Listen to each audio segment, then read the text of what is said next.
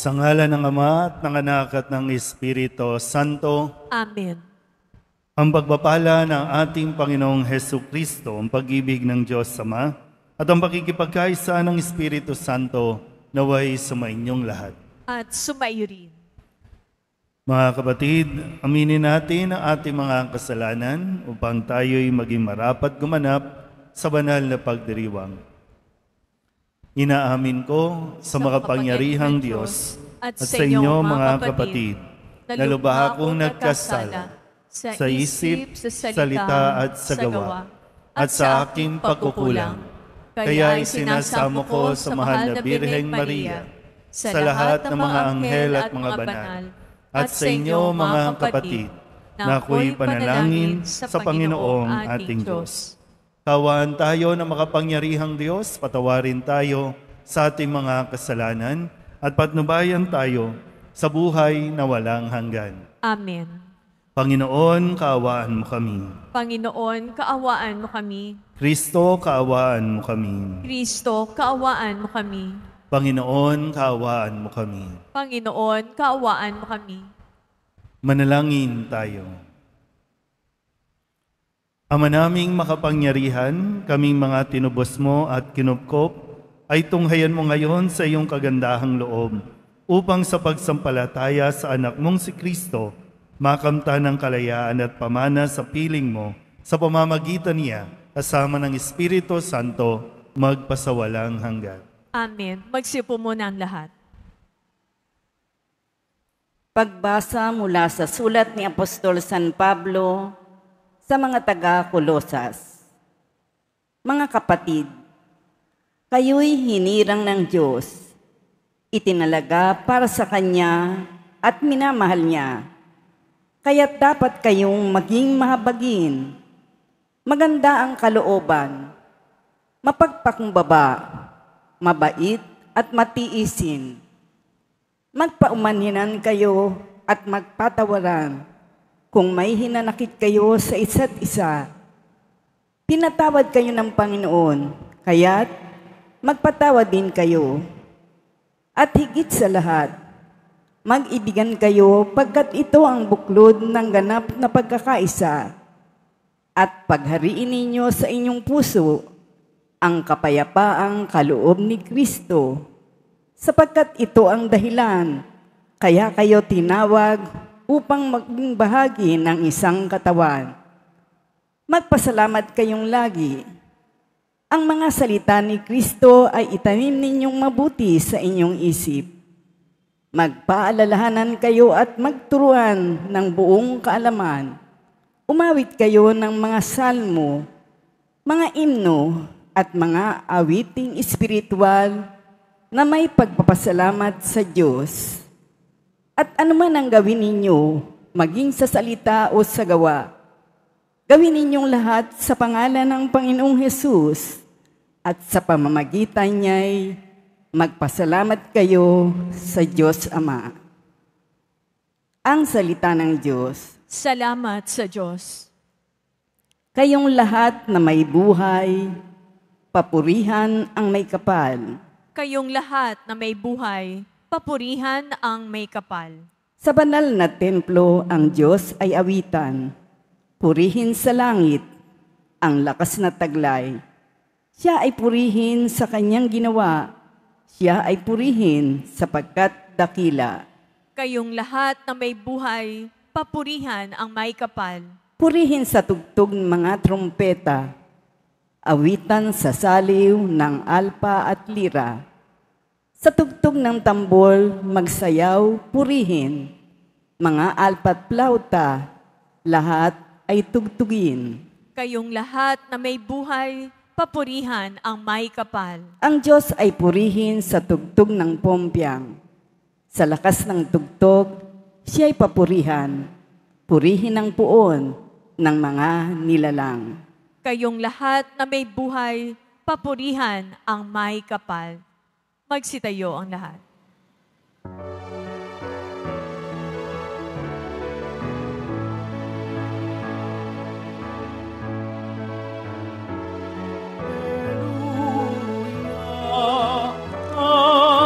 Alleluia.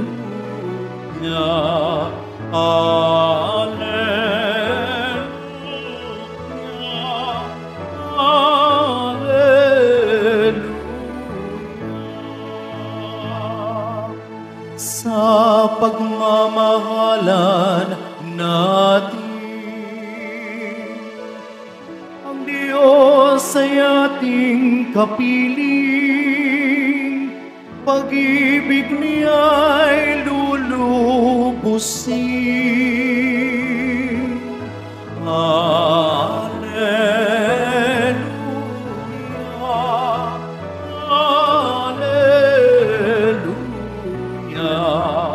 Hallelujah, Hallelujah.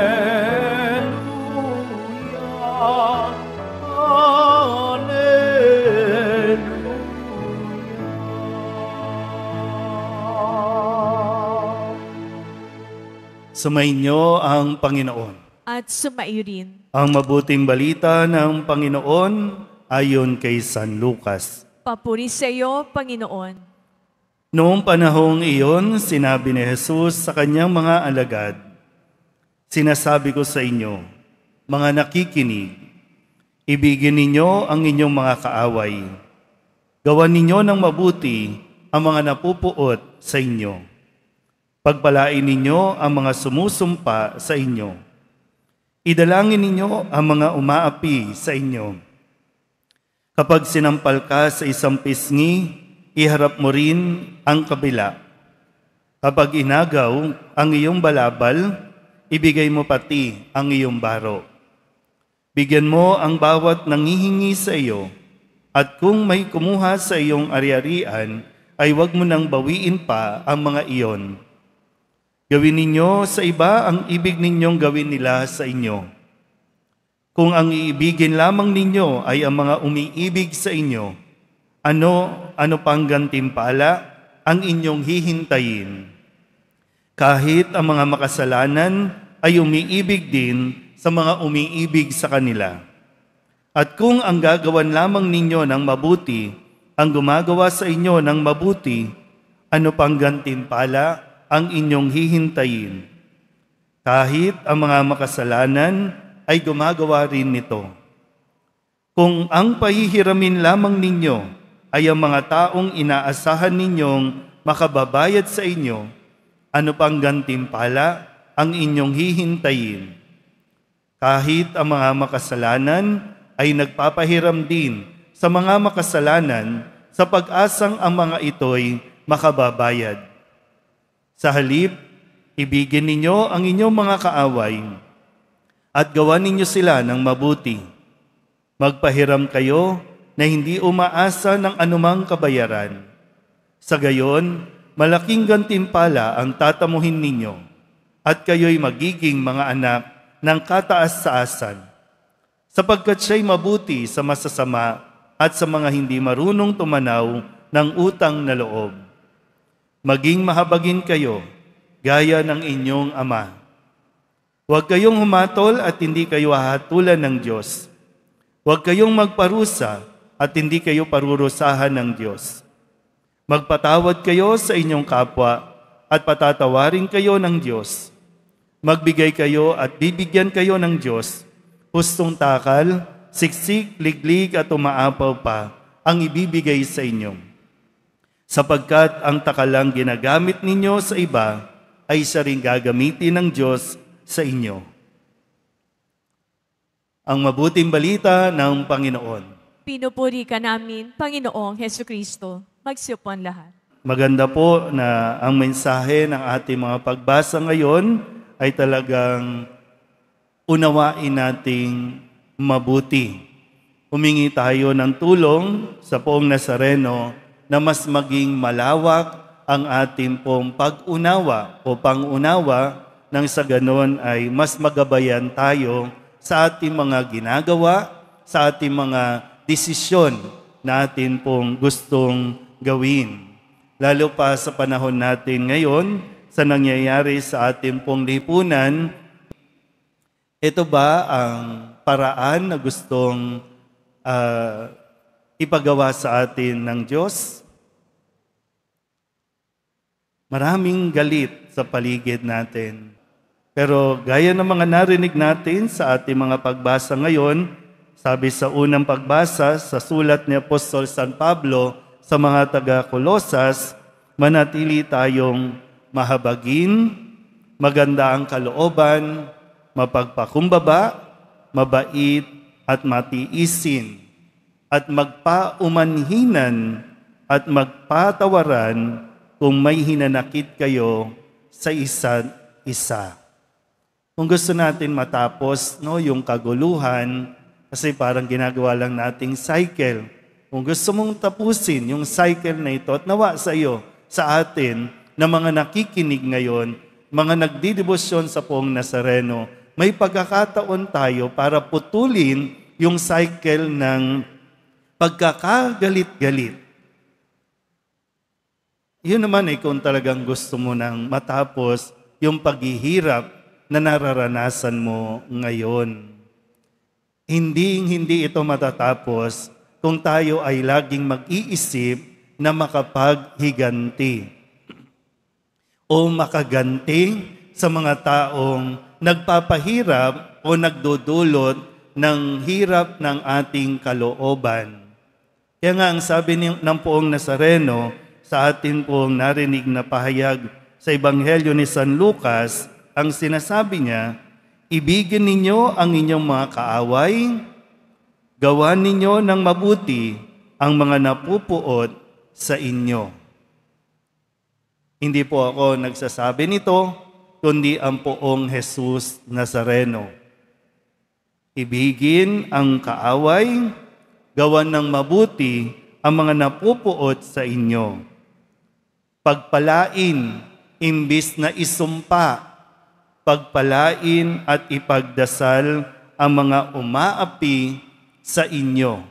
Wala isa man sa atin, kahit gaano ka kasama ng loob, kahit gaano ka nakagalit, wala isa man sa atin ang may kapangyarihan o karapatan na husgahan o hatulan ang buhay ng isang tao, kahit gaano siya kasama. Ang sinasabi sa atin ng Poong Nazareno ay ipagdasal ang mga nagiging sanhi ng pagpapahirap sa atin. Kaya nga paanyaya, makinig tayo sa Poong Nazareno. Huwag sa tao, huwag sa sinisigaw ng mundo o ng lipunan. Ang dapat nating pakinggan, walang iba kundi ang Poong Jesus Nazareno. May mga pagkakataon naman po, minsan o kadalasan, nahihirapan tayo at nasasaktan tayo kasi tayo din naman ang pumipili ng mga taong magpapahirap sa atin. Mahirap yung galit tayo ng galit, sigaw tayo ng sigaw. Pero pagdating ng panahon na kailangan na natin pumili, ang pipiliin pa rin natin yung mananakit sa iyo. Ang pipiliin pa rin natin yung nanakawan ka. Ang pipiliin pa rin natin yung magpapahirap sa buhay natin. Pero ngayon, galit na galit ka, pero pagdating ng pagkakataon, sila pa rin ang pipiliin mo. Ano ba tayo? Nagpapahirap tayo sa sarili lang din naman natin. Tapos lalapit tayo sa Nazareno, iiyak tayo, luluhod tayo, magmamakaawa tayo. Ngayon, ito lang ang sinasabi sa atin ni Kristo. Bagamat bilang tao, tayo na nakaranas ng pagpapahirap, nahihirapan tayo. At pwede natin sabihin sa Nazareno, ang hirap naman ang sinasabi mo. Ninakawan na nga ako, gusto na ngang agawin ng lahat, ibibigay ko pa ng kusa yung iba. Yun ang sinasabi ng Nazareno Kung talagang seryoso tayo sa ating pagdidibosyon, makinig tayo sa Nazareno. Kasi hindi pwedeng deboto ng Nazareno, pero ang susundin natin, pamantayan ng mundo. Ulitin ko po, Ang hirap. Pwede natin sabihin sa Nazareno, ang hirap naman, hindi ko yata kaya. Dahil yun ang totoo. Sa sarili nating lakas, sa sarili nating pag-iisip, ang hirap gawin itong sinasabi ng Nazareno. Pero siya din naman ang tutulong sa atin. Kailangan lang natin talaga na magpakatatag, Humingi tayo ng lakas mula sa Nazareno nang sa ganon ay talagang maisabuhay natin ang kanyang mga sinasabi, lalo na sa mga panahon na mayroon tayong nararanasang paghihirap o may nararanasan tayong mabigat na problema dahil sa ibang tao. Pero nawa, sikapin natin na mas mainam na tayo po ang pinahihirapan kesa tayo ang nagiging sanhi ng paghihirap ng ibang tao. Mas mainam na tayo po ay naghihirap kesa tayo ang nagiging sanhi ng paghihirap, hindi lang ng isang tao, maging ng buong bansa. Amen? Magsitayo po ang lahat.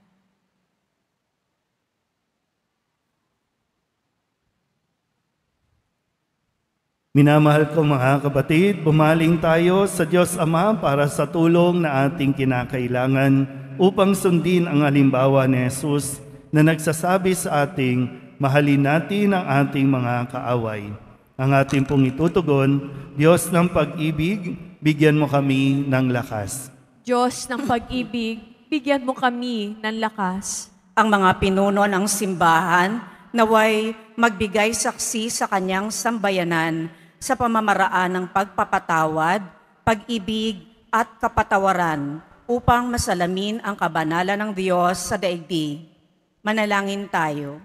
Diyos ng pag-ibig, bigyan mo kami ng lakas. Yaong may galit at pait sa kanilang kapwa, naway mapagtanto na naghihiwalay lamang sa kanila sa Diyos ang pagsunod sa kanilang hinanakit at suklam. Manalangin tayo. Diyos ng pag-ibig, bigyan mo kami ng lakas.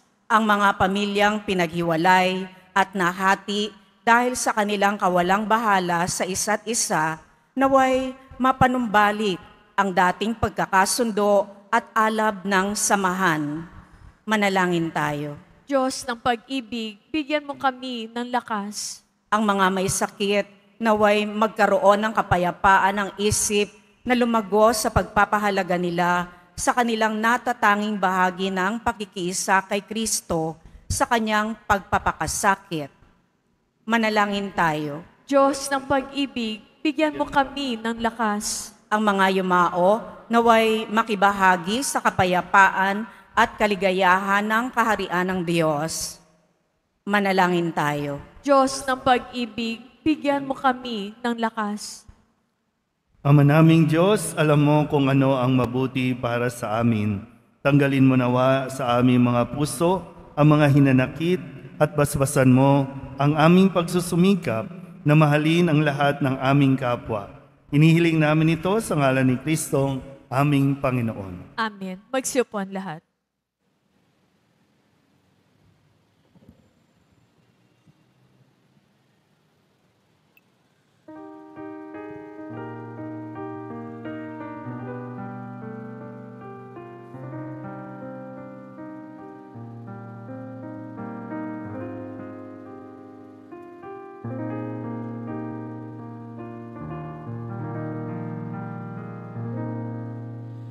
Ikaw ang anak at tinapay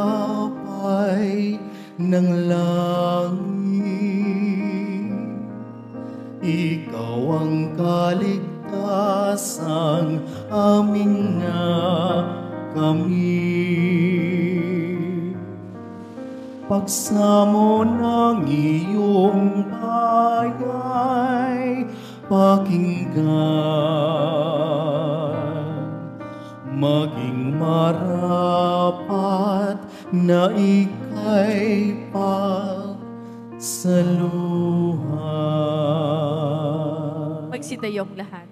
Manalangin kayo mga kapatid upang paghahain natin ay kalugdan ng Diyos Amang makapangyarihan.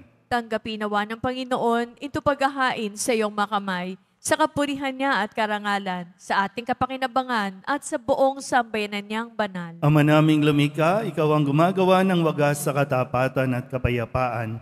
Ipagkaloob mong ang iyong kadakilaan ay aming handugan ng iyong minamarapat na aming maialay at naway magkaisa kami sa pakikinabang sa banal na paghahaing ngayoy ipinagdiriwang sa pamamagitan ni Jesucristo kasama ng Espiritu Santo magpasawalang hanggan. Amen. Sumainyo ang Panginoon. At sumayo din. Itaas sa Diyos ang inyong puso at diwa. Tinaasa namin sa Panginoon. Pasalamatan natin ang Panginoong ating Diyos. Marapat na siya ay pasalamatan. Ama naming makapangyarihan, tunay ngang marapat na ikaw ay aming pasalamatan.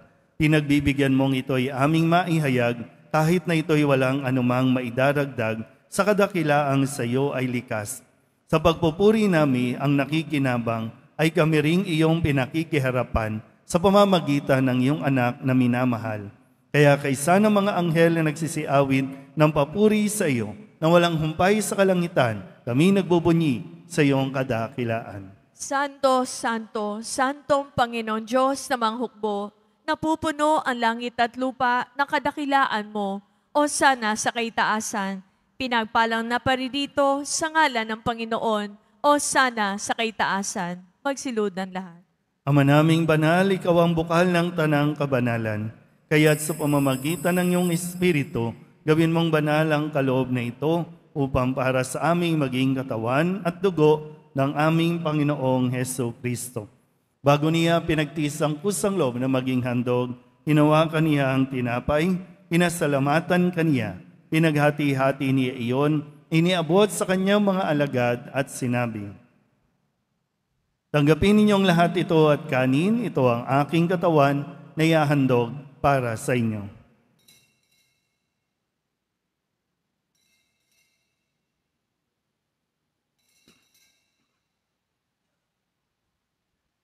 Gayun din naman, nang matapos ang hapunan, hinawakan niya ang kalis, muli kaniyang pinasalamatan. Iniabot niya ang kalis sa kanyang mga alagad at sinabi, tanggapin ninyong lahat ito at inumin. Ito ang kalis ng aking dugo, ng bago at walang hanggan tipan. Ang aking dugo na ibubuhos para sa inyo at para sa lahat, sa ikapagpapatawad ng mga kasalanan. Gawin niyo ito sa pag-alaala sa akin.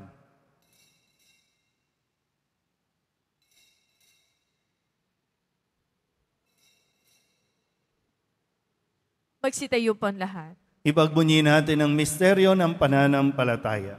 Si Kristo'y namatay, si Kristo'y nabuhay, si Kristo'y babalik sa wakas ng panahon. Ama, ginagawa namin ngayon ang pag-alaala sa pagkamatay at muling pagkabuhay ng iyong anak. Kaya tiniaalay namin sa iyo ang tinapay na nagbibigay buhay at ang kalis na nagkakaloob ng kaligtasan. Kami napapasalamat dahil kami iyong minarapat na tumayo sa harap mo para maglingkod sa iyo. Isinasamo namin kami magsasalo-salo sa katawan at dugo ni Kristo ay mabuklod sa pagkakaisa sa pamamagitan ng Espiritu Santo. Ama, lingapin mo ang iyong simbahang laganap sa buong daigdig. Puspusin mo kami sa pag-ibig kay San Leon na aming Papa at ni Jose na aming Obispo at ng Tanang Kaparian. Alalahanin mo rin ang mga kapatid naming nahimlay na may pag-asang sila'y muling mabubuhay, gayon din ang lahat ng mga pumanaw. Hawaan mo sila at patuloyin sa iyong kaliwanagan. Hawaan mo at pagindapating kaming lahat na makasalo sa iyong buhay na walang wakas. Kaysa ng mahal na Birheng Maria ni Ina ng Diyos, ng kabiyak ng puso niyang San Jose. Kaysa ng mga apostol at ng lahat ng mga banal na namuhay dito sa daigdig ng kalugod-lugod sa iyo, may pagdiwang nawa namin ang pagpupuri sa ikararangal mo sa pamamagitan ng iyong anak na aming Panginoong Heso Kristo. Sa pamamagitan ni Kristo, kasama niya at sa Kanya, ang lahat ng parangal at papuri ay sa iyo, Diyos Amang makapangyarihan, kasama ng Espiritu Santo, magpasawalang hanggan. Amen. Sa tagapili naman nakagagaling na utos at turo ni Jesus sa Panginoon natin at Diyos, ipahayag natin ang lakas loob. Ama namin, sumasalangit ka, sambahin ang ngalan mo, mapasa amin ang kaharian mo, sundin ang loob mo dito sa lupa para nang sa langit.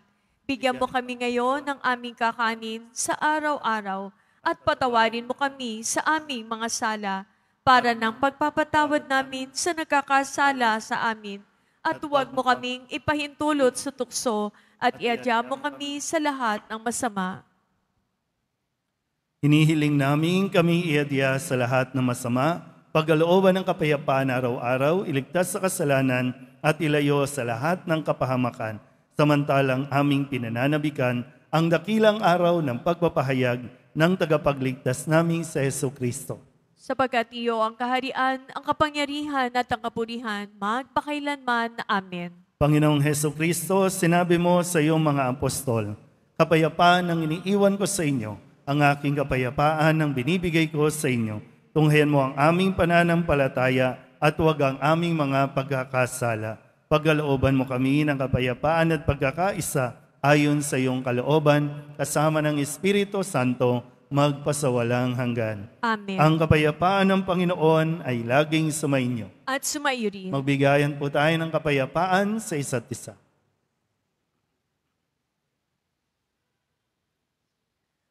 Kordero ng Diyos na nag-aalis sa makasalanan ng sanlibutan, maawa ka sa amin. Kordero ng Diyos na nag-aalis sa makasalanan ng sanlibutan, maawa ka sa amin.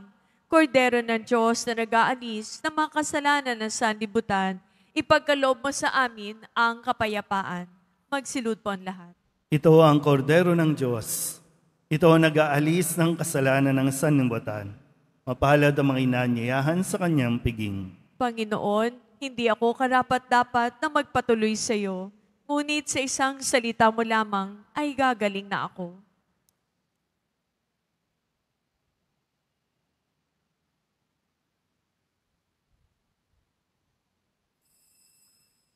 Para sa lahat ang tatanggap ng banal na komunyon, sasagot po tayo ng amen pagkasabi ng pari o lay minister ng katawan ni Kristo at isubog at sa bibig bago malis sa harapan ng pari o lay minister. Sumunod po tayo.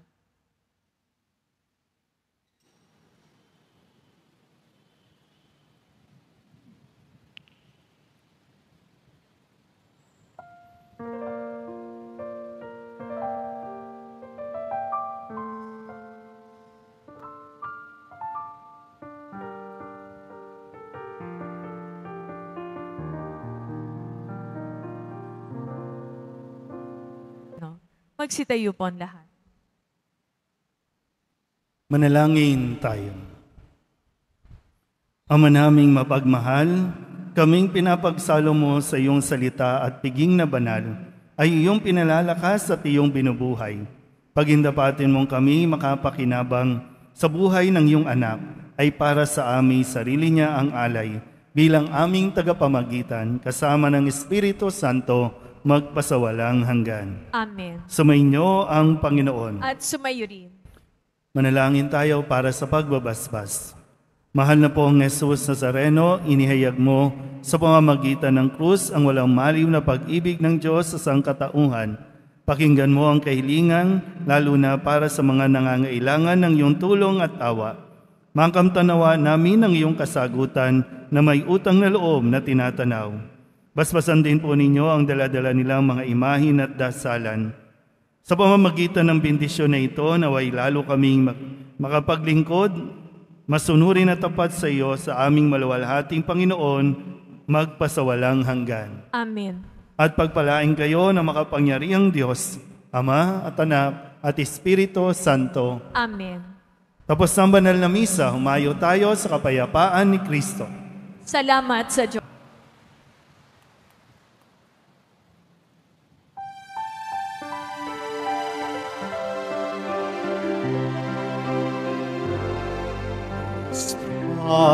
Padre Jesus Nazareno, sinasamba ka namin, pinipinto ka namin, aral mo ang aming buhay at kaligtasan, nuestro Padre Jesus Nazareno, iligtas mo kami sa kasalanan. Ang krus mo pinamatayan ay sagisag ng aming kaligtasan. Nuestro Padre Jesús Nazareno, dinarangal ka namin. Nuestro Padre Jesús Nazareno, niluluwalhati ka namin. Nuestro Padre Jesús Nazareno, dinarangal ka namin. Nuestro Padre Jesús Nazareno, niluluwalhati ka namin.